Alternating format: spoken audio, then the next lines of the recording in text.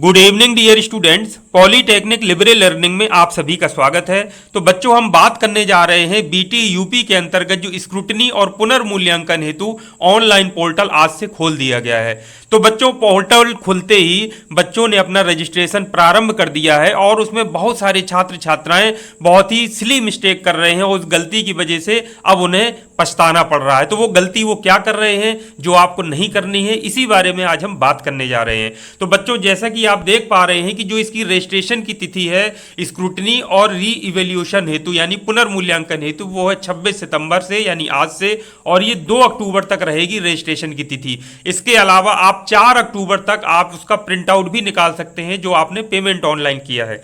ठीक है बच्चों, तो आज से पोर्टल जैसे ही खुला तो कुछ बच्चे जो नहीं बहुत ज्यादा कुछ उत्साहित होते हैं, तुरंत पहुंच करके जल्दबाजी में फॉर्म सबमिट कर दिया। बच्चों, उन्होंने गलती क्या है इसको जरा समझ लेते हैं। जैसे देखिए, जो फॉर्म ऑनलाइन खुलता है कुछ इस तरीके से होता है। तो ये बच्चों, जो पेपर कोड आपको दिख रहे हैं, पेपर का नाम दिख रहा है, तो जिस वर्ष का बच्चा है उसके दोनों सेमेस्टर के पेपर्स दिख रहे हैं। जैसे फर्स्ट ईयर में यदि 5-5 सब्जेक्ट दोनों उसमें थे सेमेस्टर्स में, तो 10 सब्जेक्ट दिख रहे हैं। इसी तरह सेकेंड ईयर में और फाइनल ईयर में है। तो बच्चों, एक पहली गलती तो वो कर रहे हैं लड़के, जैसे अप्लाइड फिजिक्स फर्स्ट और अप्लाइड फिजिक्स सेकंड था, तो डालना था, पता चले सेकंड में अप्लाई कर दिया अप्लाइड फिजिक्स फर्स्ट में। तो ये बच्चों पहली गलती कर रहे हैं, यानी विषय जो उन पर अप्लाई करना चाहिए था एक ही नाम होने की वजह से, फर्स्ट सेकंड के अंतर की वजह से पहली गलती वो ये कर रहे हैं। तो बच्चों, ये गलती बिल्कुल नहीं करना है। दूसरा मैं फिर बता देता हूं, सब्जेक्ट के बगल में पेपर कोड, उसके बगल में है पेपर का नाम, उसके बगल में पहला जो कॉलम है वो है स्क्रूटनी का, जिसमें 60 रुपए प्रति पेपर लगना है। यानी स्क्रूटनी के लिए आप अप्लाई करेंगे तो 60 रुपए लगेगा।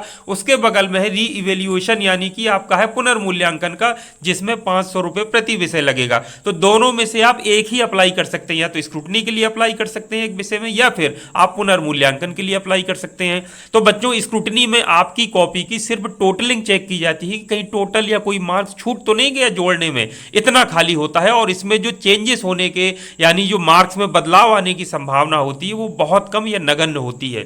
दूसरी तरफ जो पुनर्मूल्यांकन होता है, नाम से ही पता चल रहा है, रीचेकिंग जिसको अंग्रेजी में हम कह सकते हैं, एक नए शिक्षक द्वारा उसका जो आपका जो मूल्यांकन करता है वो बदल जाते हैं। नए एक कॉपी दी जाएगी शिक्षक को, वो आपका नए सिरे से प्रत्येक जो आंसर आपने दिया है प्रश्न का उसका चेक करेंगे और मार्किंग करेंगे। पुराने वाले जो मार्क्स होते हैं उनको छिपा दिया जाता है टेप लगा करके। तो बच्चों, नए सिरे से जब मूल्यांकन होगा तो आप समझ सकते हैं कि जो नंबर आपको मिले हैं उससे कम भी आ सकते हैं, क्योंकि नए जो शिक्षक है उनके द्वारा चेक की जा रही है, और हो सकता है आपके ज्यादा आ जाए और काफी ज्यादा भी आ जाए। तो बच्चों, ये आपके ऊपर डिपेंड करता है कि आपका पेपर कैसा गया था। पेपर आपका बहुत अच्छा गया था लेकिन नंबर कम मिले या फेल कर दिए गए तो आपको पुनर्मूल्यांकन का फॉर्म भरना चाहिए। बल्कि मैं ये कहूंगा, यदि आप फेल हैं तो आपके पास खोने के लिए तो कुछ नहीं है, तो आप पुनर्मूल्यांकन के लिए जरूर भरिए कि फेल से और कितने कम भी हो जाएंगे तो कोई फर्क नहीं पड़ता, और चांसेस या संभावना बहुत ज्यादा होती है। कई बार कुछ टीचर्स ऐसे होते हैं जो ग्रुप में काफी बच्चों को ऐसे फेल कर देते हैं बहुत स्ट्रिक्ट मार्किंग करके, तो ऐसे बच्चे इसमें जनरली पुनर्मूल्यांकन के केस में निकल जाते हैं। तो इसमें संभावना काफी अधिक होती है। लेकिन यदि आप पास हैं और आपके ठीक ठाक नंबर हैं तो मेरे हिसाब से पुनर्मूल्यांकन में रिस्क लेना आपके लिए ठीक नहीं है, क्योंकि उससे नंबर कई बार कम भी हो जाते हैं और कई बच्चों के कम हुए भी हैं। तो बच्चों, आपको किस सब्जेक्ट में स्क्रूटनी भरना आप चाह रहे हैं या पुनर्मूल्यांकन भरना चाह रहे हैं, उसको अच्छे से नोट कर लीजिए, देख लीजिए आपका विषय कौन सा है। अगर आपकी बैक लगी थी यानी पहले के विषय फर्स्ट सेमेस्टर के कोई दिए थे या थर्ड सेमेस्टर के या फिफ्थ के, तो उनको आइडेंटिफाई कर लीजिए कि हाँ विषय ये था, इसमें मुझे पुनर्मूल्यांकन भरना है, क्योंकि पुनर्मूल्यांकन की फीस काफी ज्यादा है बच्चों। तो होता क्या है, एक बार फॉर्म भरने के बाद बच्चों, यदि आप चाहेंगे कि आपका बदलाव हो जाए, आपने सेव कर दिया, सबमिट कर दिया, तो उसके बाद बदलाव होना बच्चों संभव नहीं है। इसलिए क्योंकि संस्थाओं का या किसी भी शिक्षक का इसमें कोई रोल नहीं है। ये पोर्टल बीटी यूपी के द्वारा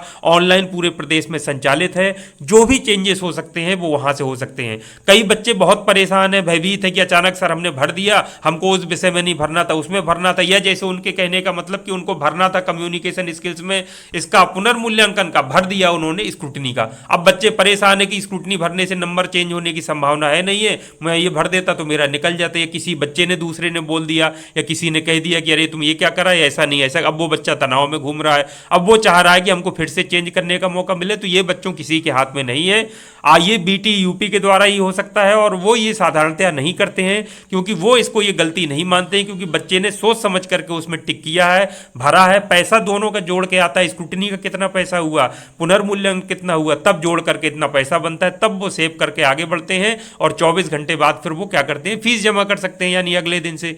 तो ये बच्चों जो गलतियां आज छात्र छात्राओं ने की हैं, मैं चाहता हूं कि यदि आप भी स्क्रूटनी या पुनर्मूल्यांकन का फॉर्म भरने जा रहे हैं, अप्लाई करने जा रहे हैं, तो इन गलतियों से सीख जरूर लीजिए। गलती मत कीजिए, अच्छे से लिख करके मार्कशीट निकालिए, उसमें आइडेंटिफाई करके कोड सहित, ये पेपर का कोड भी देखिए, आपका जो विषय था कि फर्स्ट था कि सेकंड था, और उसके बाद विषय का नाम पूरा सही से पढ़िए, फिर उसके बाद अप्लाई करिए कि आपको पुनर्मूल्यांकन का भरना है, यानी री इवेल्युएशन का भरना है, या फिर आपको स्क्रूटनी का भरना है। दोनों में से आप एक ही भर सकते हैं। तो ये था बच्चों आपको, आपके लिए महत्वपूर्ण अपडेट। आपसे गलती हो जाएगी तो पछताने के अलावा कुछ नहीं होगा, चाहे जिसको फोन करिए, कोई शिक्षा कोई संस्था वाले कुछ नहीं कर पाएंगे। आपके मन में बहुत ज्यादा हो तो आप एप्लीकेशन दे दीजिए यदि गलती हुई है, लेकिन मेरे हिसाब से तो उसमें बहुत कम संभावना है कुछ भी चेंजेस होने की। तो ये था बच्चों आपके लिए महत्वपूर्ण अपडेट। उम्मीद करता हूं बात आपको पसंद आई होगी। इसी तरह की उपयोगी जानकारी के साथ नेक्स्ट टाइम आपसे फिर मिलूंगा।